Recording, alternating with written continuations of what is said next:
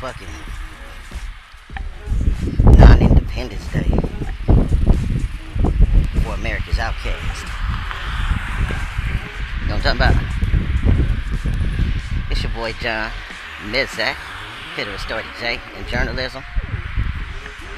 Born and raised in sunny Southern California, now residing in the beautiful state of North Texas, here in the DFW.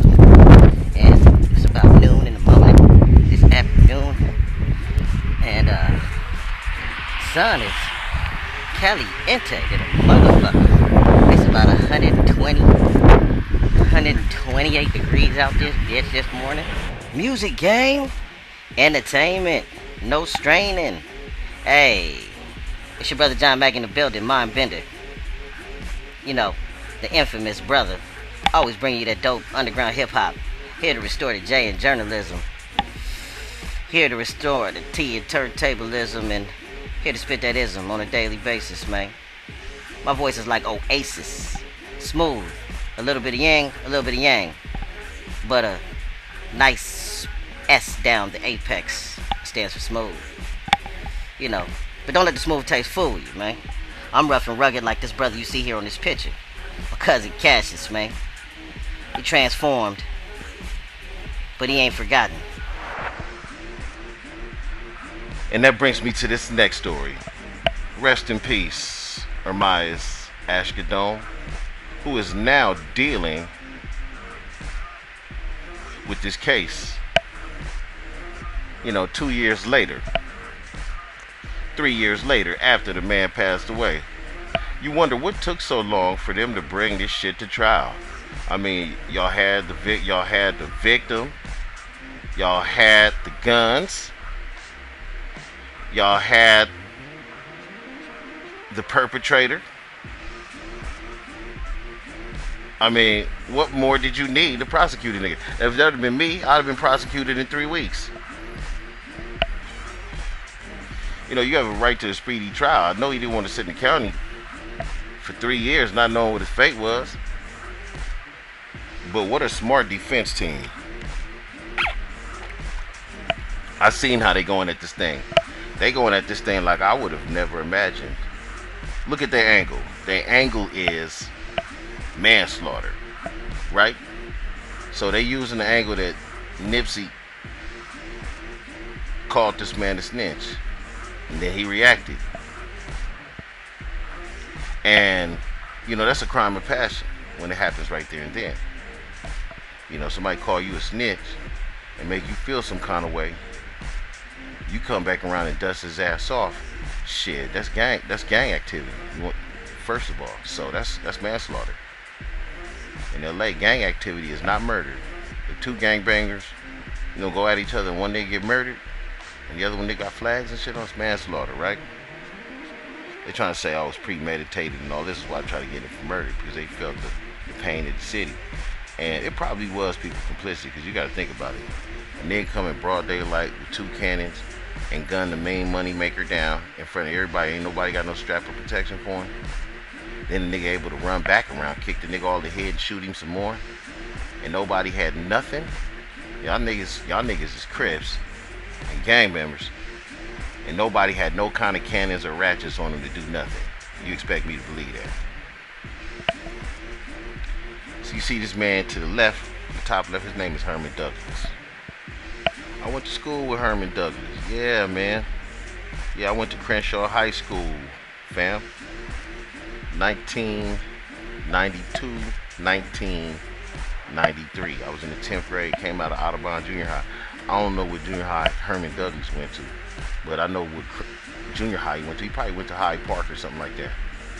Elementary, and then he probably went to I don't even know what junior high he could have went to. It could have been a multitude of junior highs. You know what I'm saying? But he didn't go to Audubon. I got kicked out of Audubon in 8th grade and had to go to Fauché for my 9th grade year. On 6th Avenue E-Dub. But this dude right here, he's a character, right? Back then in high school, This dude used to walk down the hallways of Crenshaw High School singing Pyru Love. Nigga, that was during the Crips and Bloods album when it came out. You know, my dead homie, rest in peace, nigga, Big Lilo. So, I always knew that he was a high personality person because he could do that, you know what I'm saying, in all Crip school. He wasn't even from 6-0 yet back then. I think he was from like Nothing But Trouble or something. He was from one, you know what I'm saying, they turned into 5-1 Halldales. But back then, there was a tagging crew in the early 90s, you know what I'm talking about? Niggas used to ride grills, spray paint, you know, that type of shit, graffiti. And a lot of niggas back then was tag banging and shit, you know what I'm saying? They was little clicking shit, you know, trying to strike up in the hoods. And a lot of niggas was not feeling that, you feel me? Around us, it ain't nothing but like, you know, 40s, the avenues mainly, 6-0s. You got the 50s in the middle, but they change up depending on what part you're in. Sometimes 50 Devil Lane, sometimes it's VNGs, other times it's the 5-1 Halldale, so forth and so on, to the 52nd. So, you know how that goes. So the demographic of LA is very laid out, you know what I'm saying? Very laid out, easy to follow, but hard to swallow when the act comes from your own homies within your own circle, people that you know. And that's the alligator bite, homie. You know that. So, a lot of niggas is wondering why would an OG nigga like COWBOY, aka Herman Douglas, be on his stance telling. But what is he really telling though? Y'all gotta think about that. Like, if that was your homeboy, what would you do? I mean, I see my big homie get smoked right in front of me while I was at the burger stand.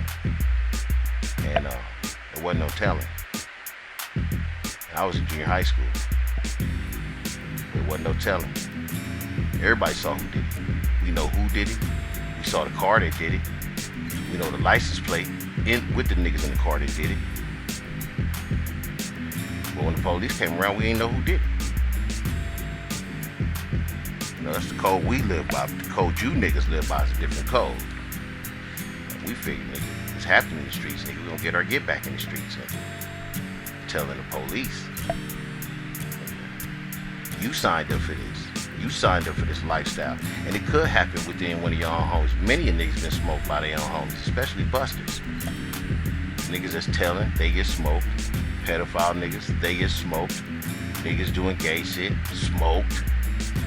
A nigga selling dope to one of the homies' mamas in the hood, smoked. I seen niggas smoked over every one of them reasons. You know what I'm talking about? So, what was discussed, you know, that's how you know the story is already, we're not going to ever get the truth. Because whatever was discussed that day, you know what I'm saying? Them niggas can't discuss that business in court, man. Period. They never gonna tell you, because then they would be giving away they hood secrets, and then other people would know how to decode them and kill them niggas off. They can't do it. They can't do it. It's impossible. So what is he really telling about it? He's telling that he walked inside the store when the shit went down. By the time he came back out to render help to Nipsey, the nigga was already gone. That's what he said. Everybody else identified him, but you know, he called him stupid cuz. Which means, in my opinion, COWBOY knew what was gonna go down, but he was hoping it wasn't gonna go down like that. What it looked like to me is Nipsey is balling like a motherfucker, and his homies in the hood starving. That's what it looked like to me. Them niggas want a piece of them chips. And you smoke Nipsey, nigga, you get everything. Like after Nipsey got smoked, I bet you the story they ain't telling is they probably robbed the Crenshaw store blind, nigga. Blind. You saw them people out there pretend like they was at a memorial. Niggas was looting in that store and everything. They said niggas broke in the windows, all that crazy shit. They tore the whole store up and took everything out there, bitch. All the clothes, shoes, and money. CDs, music, whatever they had up in there was gone. That's another part. How much money did Nipsey have on him?